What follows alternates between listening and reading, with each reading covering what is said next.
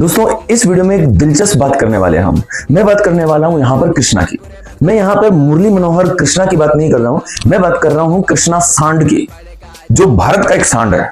ठीक है, भारत का एक सांड विदेशी धरती पे जाता है और अपने बच्चे फैला देता है। मैं उस सांड की बात करने जा रहा हूं दोस्तों, और उस सांड का नाम है कृष्णा।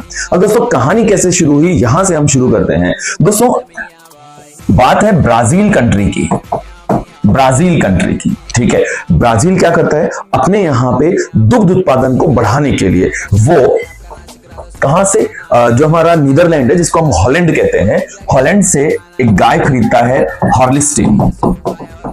बड़े पैमाने पर हॉलिस्टीन जो गायें हैं वो कहां पर आती हैं, ब्राजील में आती है।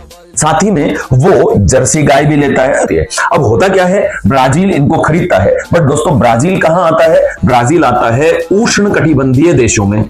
ये जो गायें हैं हॉलिस्टीन वगैरह, ये सब कैसी हैं, शीतोष्ण कटिबंधीय देशों की गायें हैं। अब ये गायें जब ब्राजील में आती हैं तो ये बीमार पड़ जाती है, मरने को होती हैं। कारण क्योंकि क्लाइमेट चेंज हो गई। ऐसे में हमारे गुजरात में भावनगर एक स्थान है, वहां के राजा होते हैं और ब्राजील को एक सांड गिफ्ट करते हैं, और उस सांड का नाम था कृष्णा, कृष्णा सांड।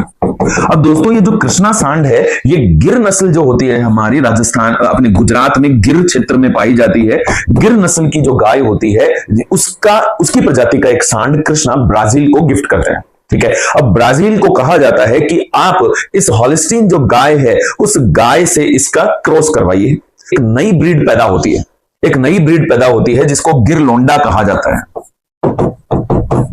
ठीक है, गिर लोंडा कहा जाता है, और ये जो प्रजाति होती है ये ऐसी उत्पन्न होती है जो ब्रीड भी कर सकती है, उष्ण कटिबंधीय क्षेत्र में भी रह सकती है, और क्या ये दूध भी बहुत ज्यादा देती है, 80 से 120 लीटर तक दूध देती है। और एक खास बात बताऊं, ब्राजील में जितने भी काऊ ब्रीड है उनका 80% जो है ना, उन सबका बाप कौन है, हमारा कृष्णा है ना। कहने का मतलब है वो सारी की सारी प्रजाति किसकी वंशज है, इस कृष्णा की वंशज है। 20% जो गायें हैं वो वहां की अलग हैं। अब दोस्तों जो कृष्णा है उसके आने से ब्राजील में दुग्ध उत्पादन में इतनी वृद्धि हो गई कि वहां पर भी ऑफिशियली श्वेत क्रांति यानी जो व्हाइट रिवोल्यूशन है वो डिक्लेयर कर दी गई, और इस कृष्णा ने वहां की जब इकोनॉमी को बदल दिया, वहां के दुग्ध उत्पादन में वृद्धि कर दी, तो गिर नस्ल का जो कृष्णा है उसको उन्होंने म्यूजियम में रखा, मतलब उसकी स्टेचू को म्यूजियम में रखा, उसकी पूजा की जाती है। और वहां ब्राजील का जो सिक्का है, ब्राजील के सिक्के पर भी हमारे कृष्णा की, हमारे इस सांड की क्या आती है, फोटो आती है। दोस्तों ऐसी ही रोचक जानकारी के लिए जुड़े रहिए हमारे साथ एंड सब्सक्राइब कीजिए हमारे चैनल को। Thank you.